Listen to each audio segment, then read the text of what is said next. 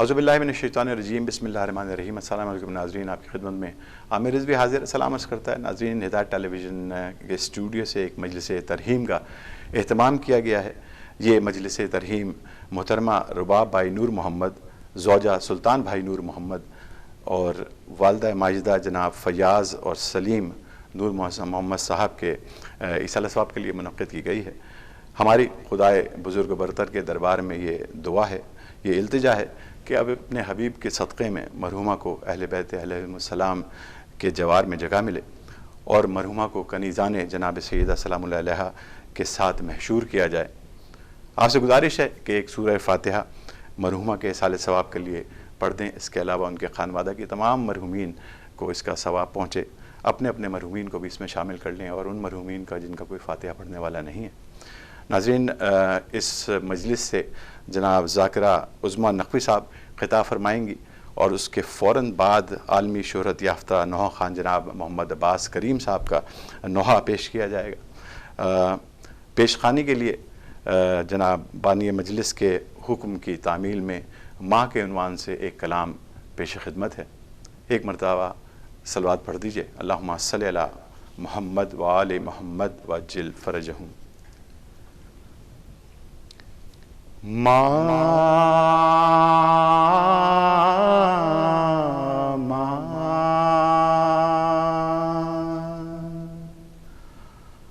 موت کی آغوش میں جب تھک کے سو جاتی ہے ماں، موت کی آغوش میں جب تھک کے سو جاتی ہے ماں، تب کہیں جا کر رضا تھوڑا سکون پاتی ہے ماں،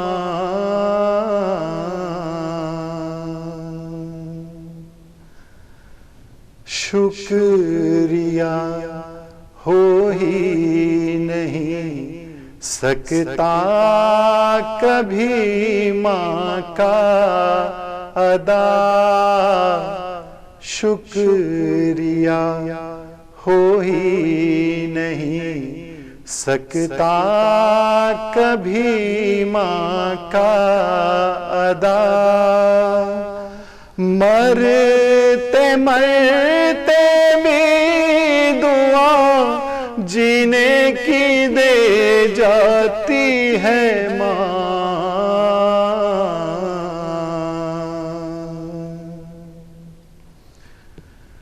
چاہے ہم خوشیوں میں ماں کو بھول جائیں دوستو، چاہے ہم خوشیوں میں ماں کو بھول جائیں دوستو، جب مصیبت سر پہ آتی ہے تو یاد آتی ہے ماں،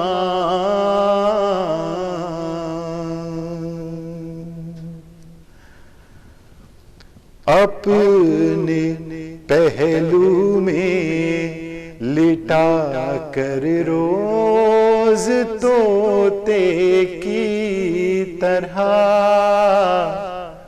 اپنے پہلو میں لٹا کر روز طوطے کی طرح،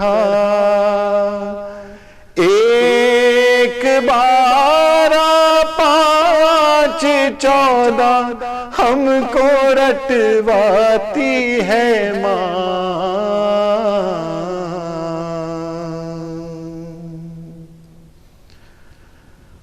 روح کے رشتوں کی یہ گہرائیاں تو دیکھیے،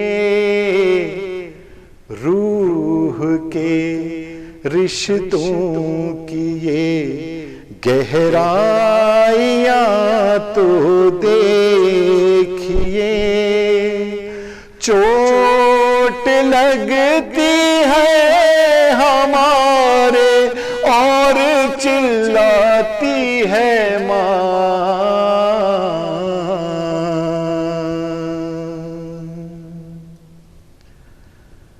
دیر ہو جاتی ہے گھر آنے میں اکثر جب ہمیں، دیر ہو جاتی ہے گھر آنے میں اکثر جب ہمیں، ریت پر مچھلی ہو جیسے ایسے گھبراتی ہے ماں،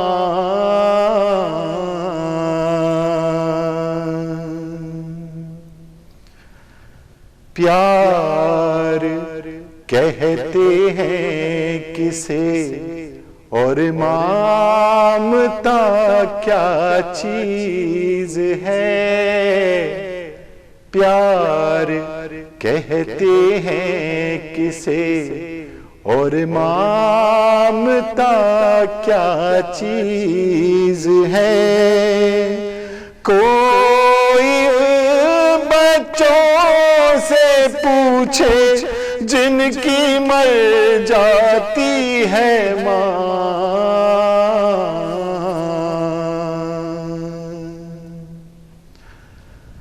جاتے جاتے بچے کو دل سے لگانے کے لیے، جاتے جاتے بچے کو دل سے لگانے کے لیے، توڑ کر بندے کفن باہوں کو پھیلاتی ہے ماں،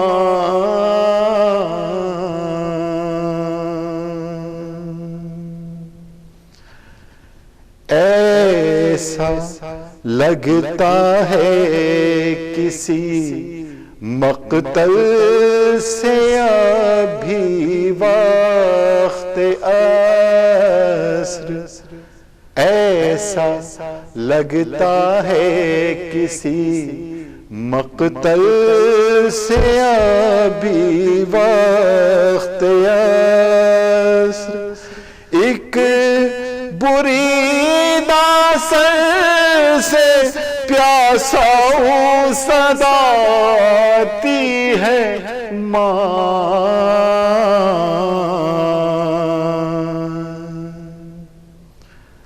اللہ اللہ اتحاد صبر لیلا اور حسین، اللہ اللہ اتحاد صبر لیلا اور حسین، باپ نے کینچی سینے کو سہلاتی ہے ماں،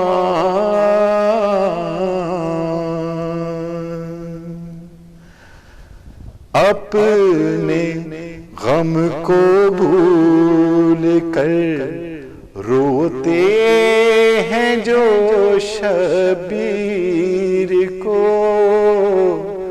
اپنے غم کو بھول کر روتے ہیں جو شبیر کو، ان کے عاشقوں کے لیے جنت سے آ جاتی ہے ماں،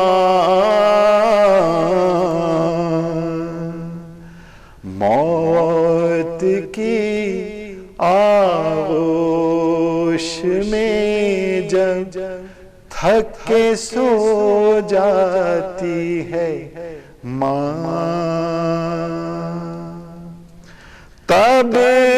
कहीं जाकर रज़ा थोड़ा सुकून पाती है माँ।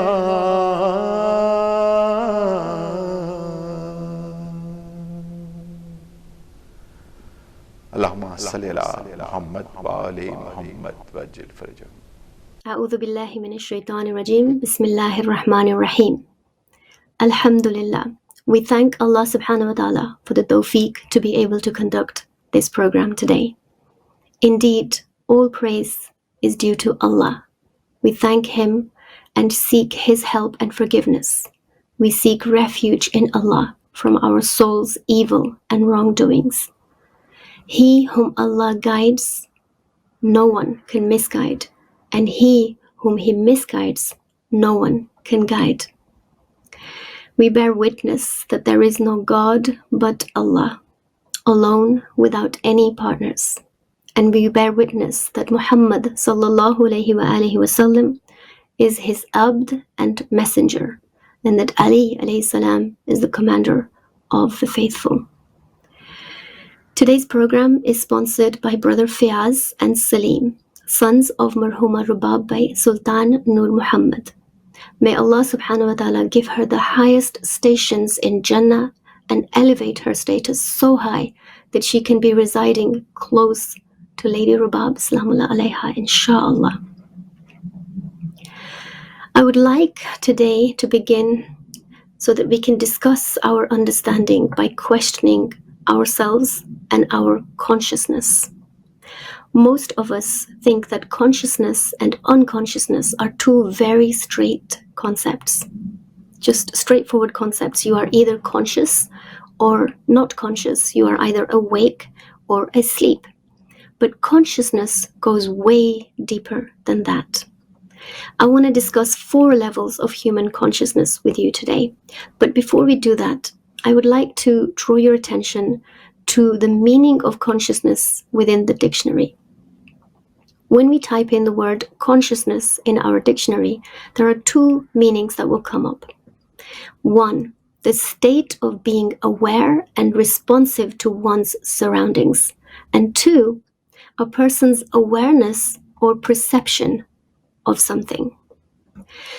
But deeper than that, especially for us as believers, it is about expanding our consciousness by purifying our souls through tazkiyatun nafs, and ultimately connecting to Allah subhanahu wa ta'ala through knowing ourselves at a very deep level.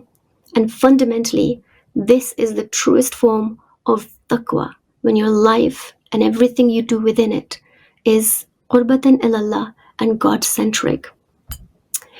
I will try to break down the levels of consciousness, and I'd like you to have a think about which one of the levels you can relate to the most. Although I think it is important to note that we can tap in and out of any of these levels of consciousness, even on a daily basis. We are not necessarily in one level all of the times. However, you will be able to recognize where your default level is, which one you relate to or fall into the most with the situations that are going on in your life every day. So the first level of human consciousness that I would like to discuss is called the victimhood stage. This is the lowest level of human consciousness, and I will try to explain why this is the lowest level of human consciousness. In this space, one lacks self-awareness. There is no ability to introspect and to understand our actions and triggers and the way that we connect with the world. We fall into the traps of being a victim, a very poor mentality to hold. Everything in this space and in this level of consciousness feels very difficult. And there's a lot of resistance to everything that's going on and that's happening in our lives. Mostly people in this level of consciousness are very much driven by their emotions. You feel and like your relationships and other things in your life are really hard and difficult to deal with. It's like someone's always conspiring against you, and you feel very low, even unworthy and ashamed of certain situations and circumstances. Depression can be very normal in this space, being very anxious, being very worried, and overall having a very negative outlook, feeling about life in general. You feel like life is happening to you and that you don't really have any control to change whatever is going on in your life. Like, my life is like this because of him, because of her, because of them. If they weren't like that, my life would be very different. So this is the lowest level of human consciousness, when we can't really think outside of what we've become. And in our communities, unfortunately and sadly, we are plagued with lots and lots of different things that we need to discuss, we need to think about, we need to get ourselves out of. Things like backbiting, gossip, lying, revenge, resentment, holding on to grudges for years and years on end. Sometimes these things can happen for a very long time to come. Even sometimes you hear people talking about each other, like, did you see what she was wearing? Did you see how their children behave? Or, just constantly making and passing judgments. And this puts us in a very vicious loop, a cycle that we get stuck into, this low level of human consciousness. It's very, very sad state to be in. And unfortunately, a lot of people around us operate at this level of human consciousness. It's a stage where people believe in whatever is told to them.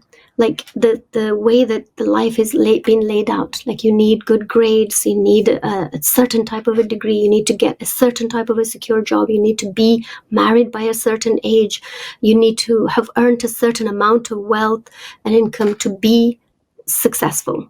Otherwise, you're a nobody. So it lacks this critical analysis, critical self-thinking. And in this stage, what happens, and what can very easily happen, is that we can become very addicted to our emotional past. No matter how damaging it is, we are stuck with it because it's all our body and mind knows and is programmed for. Those emotions almost help us reinforce who we are, that we are somebody. The fear of not knowing what we would do, how we would feel if these emotions were to be removed, is quite crippling, and there's a lot of fear associated with that.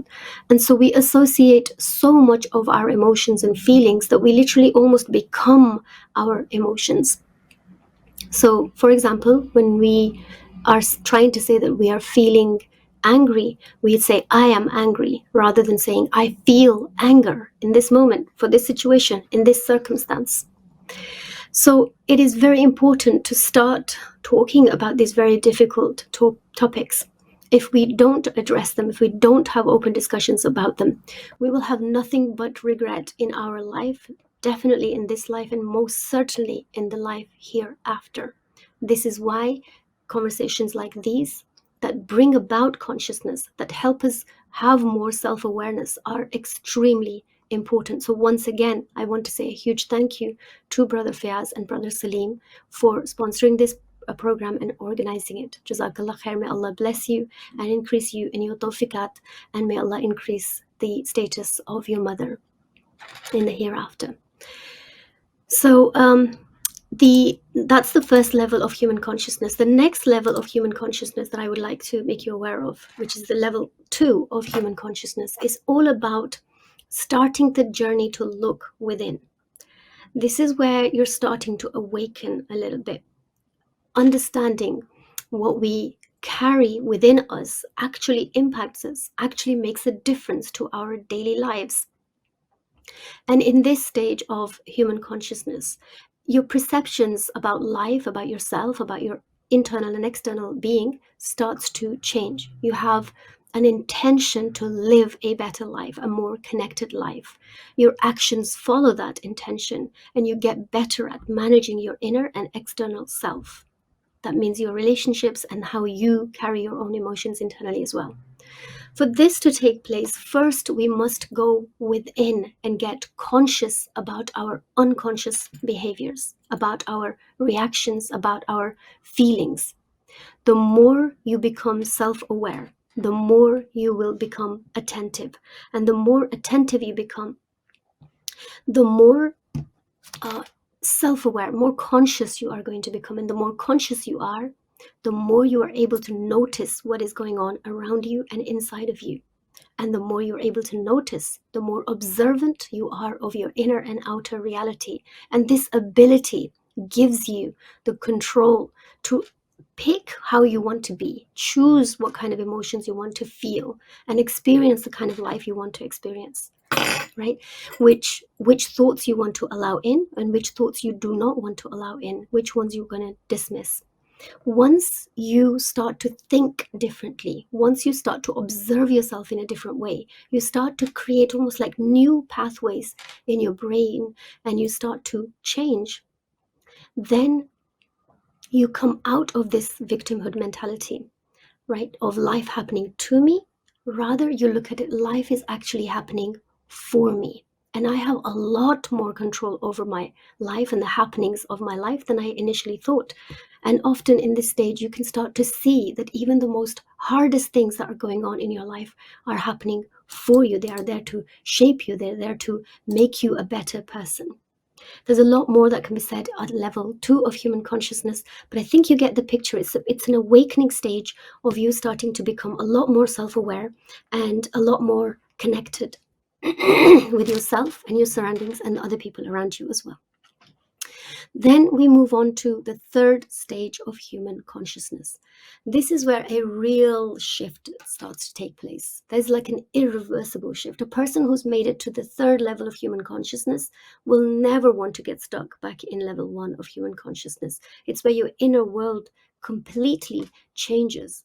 This is where you have a very clear vision of where you are, where you're headed, and what the purpose of your life really is.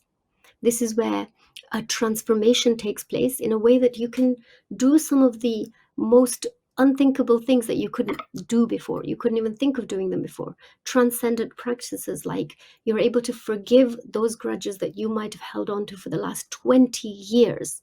You might have so much compassion that you're able to feel what another person is feeling. You live on gratitude. That's your new blueprint. That's how you operate. You are in constant shukr of Allah subhanahu wa ta'ala. You are able to see and visualize and create changes in your lives. You have a solid purpose. You understand your purpose. You have a connection to the higher power, Allah subhanahu wa ta'ala. It's almost like He's got your back. You have this trust and a conviction in your heart that you are connected to Allah. And there is this level of trust and love in a very non-judgmental way that starts to build within you. And you have this integrity about you and empathy for others around you. There is an intuition and a lot of focus on how you want to live, what kind of life you want to live. And in this level, your spirituality starts to grow in a very big way. And you are emotionally very connected and very intelligent.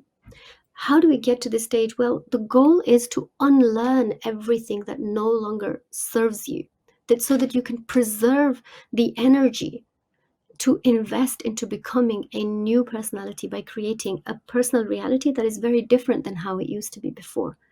When you are more self-aware and more conscious of your inside and your outside, you can start to live in a completely different way. You start to ask some very open-ended questions about who you are and who you want to be and where you'd like to see yourself and who you admire from history and how can you imitate their footsteps and how were they successful and how you want to be successful as a human being. What are the inspiring traits that help you want to become a better person? Maybe an influential personality like Sayyidah Rabab Salaamullah Alaiha, and to learn from her life so that you can have more of an influence like that in your own life as well. As you start to sincerely ask and answer these questions, your mind starts to operate in a very different way, starts to work in new ways, build on the knowledge of areas that you want to improve as you identify what it is that you need to improve, making this reality a much easier process to live. Right? So your mind, your brain at a fundamental level starts to change a lot by evolving and expanding your consciousness. And then there is level 4 of human consciousness. Level 4 is an extraordinary consciousness. It is enlightenment. It is spirituality. We can relate to it by saying this is somebody who practices irfan, somebody who is of the mukhlisin, somebody who has conquered themselves, and now they are rising above all the things that are happening in their life. And it's really about purifying your soul and having this heightened self and connecting that heightened self to Allah subhanahu wa ta'ala. And your inner state completely changes, right? And one of the things that in this level 4 of human consciousness is that your focus really shifts from you to contribution to the world, how you create, how you serve the creation of Allah subhanahu wa ta'ala, how you become more and more enlightened as a being, how you feel so divinely guided that every step you take, every decision you make, it's from Allah, it's for Allah, it's back to Allah subhanahu wa ta'ala. There is this relaxation, there is this calmness, there is this serene energy that you can put out. There is an intuition, a trust that when you make a decision, it is coming from a higher place, and you have belief that you're on the straight path and you're doing the things in the right way. And there is this genuine care and genuine compassion for humanity at large. Human rights mean a lot to people who are at human level 4 of human consciousness. They want peace, they bring peace, they are peaceful people. They focus on future generations, they focus on building a legacy that is there to make changes in their own selves and therefore in the world around them.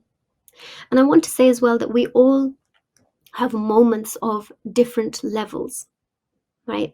You can think about a moment where you might have been at level 4 of human consciousness, right? What made you get to that stage? Every single time we have anything that's going on in our life, maybe a painful moment that we went through, the question to ask, the fundamental question to always be asking yourself is, did you grow from that difficult moment in your life? What did you learn? What was Allah subhanahu wa ta'ala trying to teach you in that moment about your own self and about whatever is happening around you? This is how we start to expand our consciousness. And if you do identify as a person who's stuck on a very low level of human consciousness, then that's not a bad thing. It's actually a very good thing if you identify as by default constantly falling into that negative spiral of always thinking about everything like it's falling away, falling apart, and nothing is going right. Relationships feel difficult, career seems difficult, everything that you touch seems like it's so hard, and this general feeling of suffering in your life. It's a very good position to be if you have come to a recognition that that's where you are. The worst place in the world is where you are in that low level of human consciousness, but you're unaware of it. That is the worst place to be. But if you become aware that that's where you are, there is so much you can do to get yourself out of that state so that you can start to expand your consciousness. You can get to know yourself at a much deeper level. You can connect to Allah subhanahu wa ta'ala in the most authentic, positive way possible. Right? So always think about the hikmat, the wisdom. Where is that coming from? And what is happening in your surrounding and how that is affecting you. Becoming conscious essentially expands us in every way. But one of the most important questions it answers is that you are not your name. You are not your birthplace. You are not the career that you are in. You are not the nationality that you hold. These are some of the introductions that we give when somebody asks us who we are, right? You are not even the thoughts that you have. You are not even the feelings that you feel, the emotions that you experience on a regular basis. When we can learn to separate ourselves from our usual way of seeing ourselves and see that we are a consciousness behind all of these things, all of the ways that we introduce ourselves to the world, right? That is who we are. The perspective completely shifts when we see ourselves other than all of the things that we are experiencing. The problem is that most people really get stuck at the level one of human consciousness, and even if they are doing some amazing things and they feel like they're awakening and they are very spiritual, still some of the things that are going on the inside of them are still keeping them stuck at that very low level of human consciousness, and they get very consumed by their emotions and constantly caught up in a very negative pattern, right? And this is an important realization, that we need to separate ourselves from how we behave to who we actually are, who Allah subhanahu wa ta'ala created us to be, an absolutely worthy human being who has the potential to be Ashraf al-Makhluq, the highest of all creation. How do we get to the highest of creation? We can't just, it won't just happen by magic. Allah gave us free will. Allah gave us the way, the faculties that we have. We ought to use them, and we ought to expand our consciousness every single day to become a better person than we were yesterday. And that's another important point, that we are not in competition with anyone else. It is no use looking at somebody else and saying that they live a much better life than I. It is far better to reflect on our own lives and see where we are, how we are stuck, and how I can start to grow to be a better person than I was yesterday.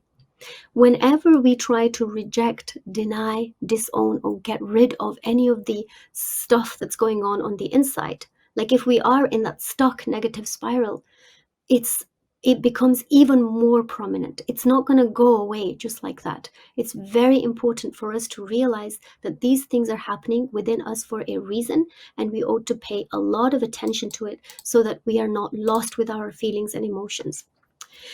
There is a quote in the Holy Quran, Surah 20, Surah Taha, verse number 7, where Allah subhanahu wa ta'ala says, Allah knows the secrets and what is even more hidden. And when we think about it, a secret is something that we keep inside of us, but we're aware of the secret. But what is even more hidden than that? A secret that Allah is referring to here. And I'm sure there are many, many tafsir that talk about lots of different things. And one of the things that I think it's referring to as well, possibly, potentially, that there are things going on inside of us that even we are not aware of. But Allah is fully aware of all of those hidden aspects of ourselves.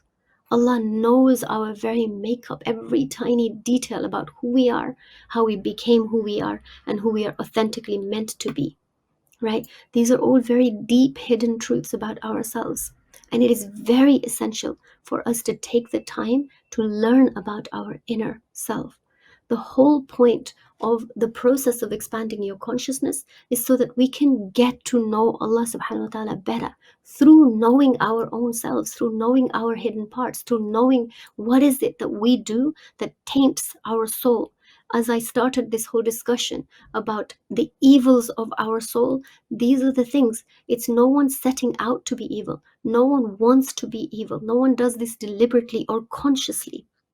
It's all at an unconscious, at a subconscious level. And when we remain unaware, when we don't expand our consciousness, when we don't think about how this is affecting us, this is harming us in the long run and even in the hereafter as well.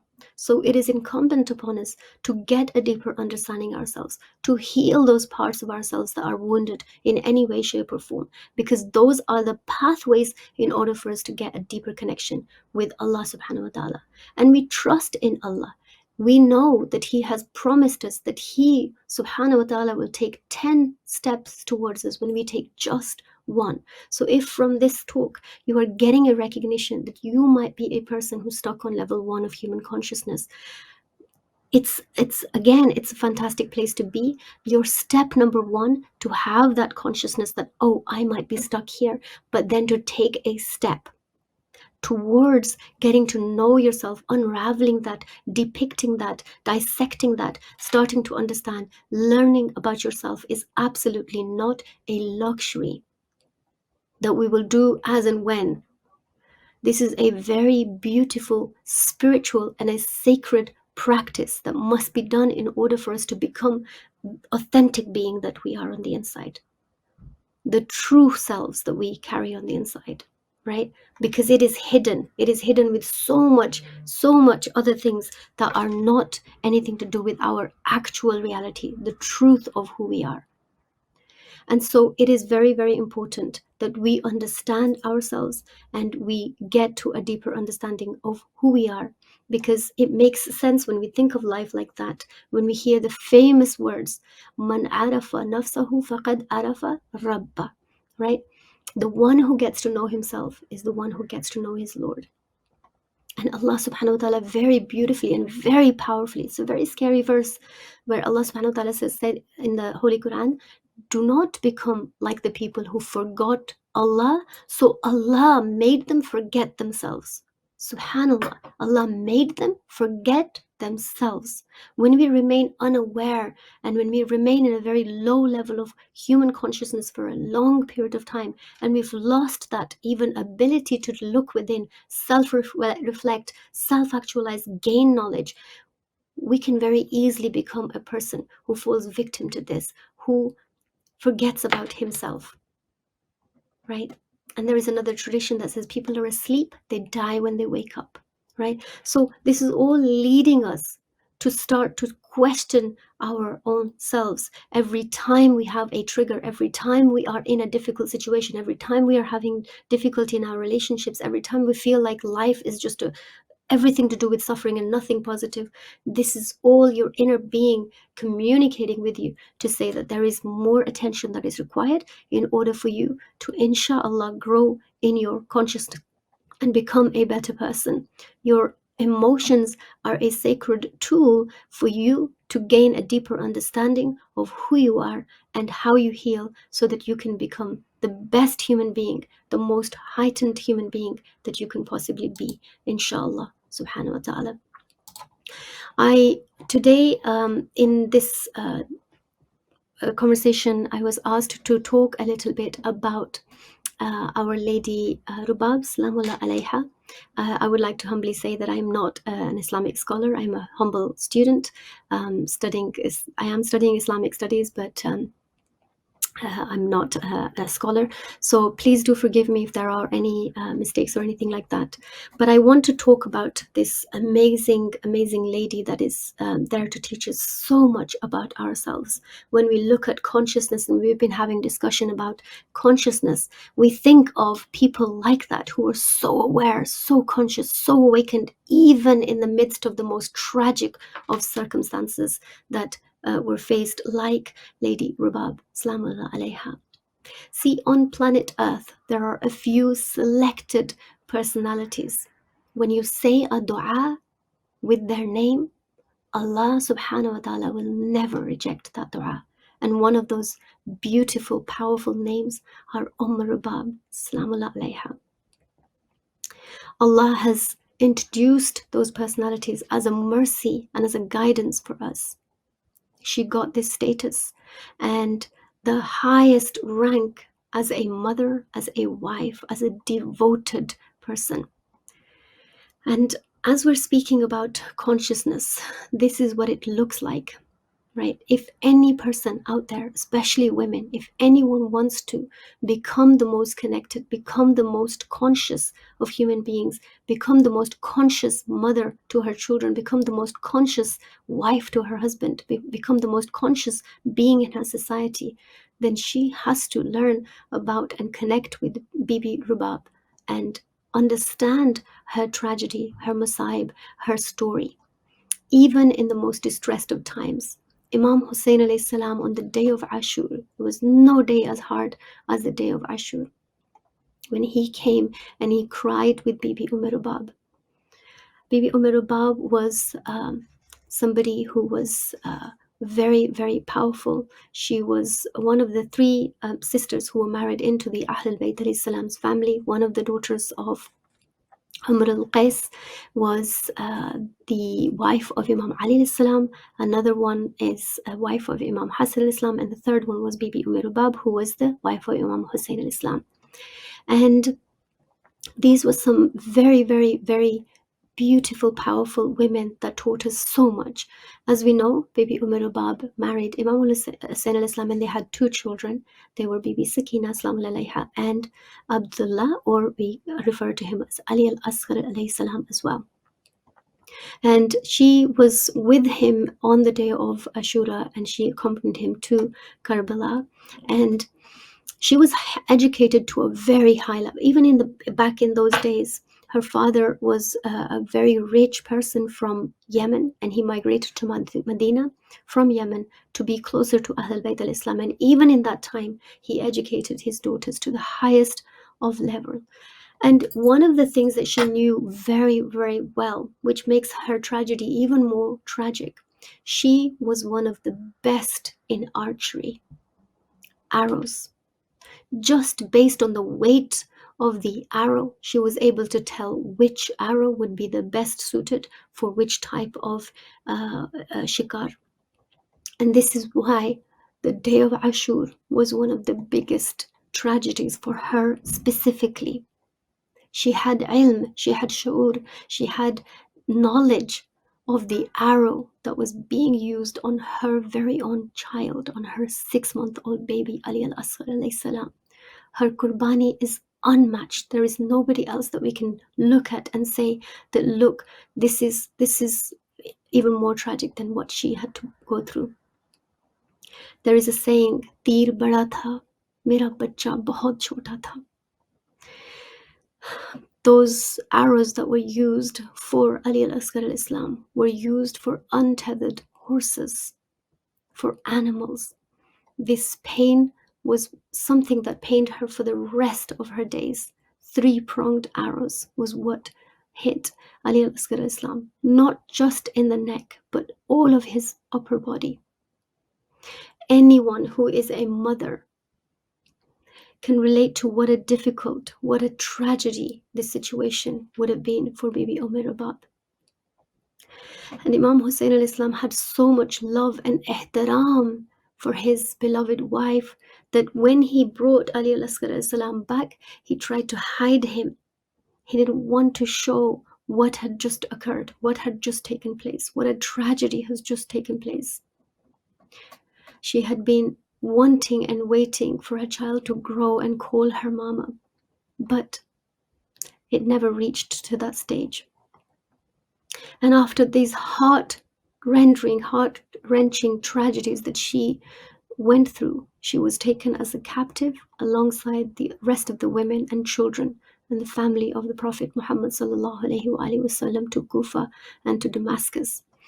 And after that, as we know, that was a very difficult time for her, because that's where she lost her daughter, Bibi Sakina Aslamul Alayha. But then they returned back to Medina, and that's where she remained for the rest of her days.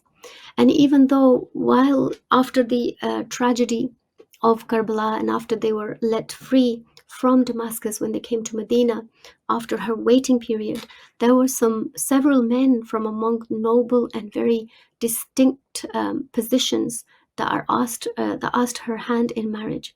But Bibi Rabab completely refused, and she said, I will never take a spouse after the son of Messenger of God. I will never have another spouse in my life. And so this grief and sadness caused her to pass away only 1 year after the event of Karbala. And she is buried in Medina al-Munawwara. Allahumma salli ala Muhammad wa ali Muhammad wa ajil farajahum. Jazakallah khair.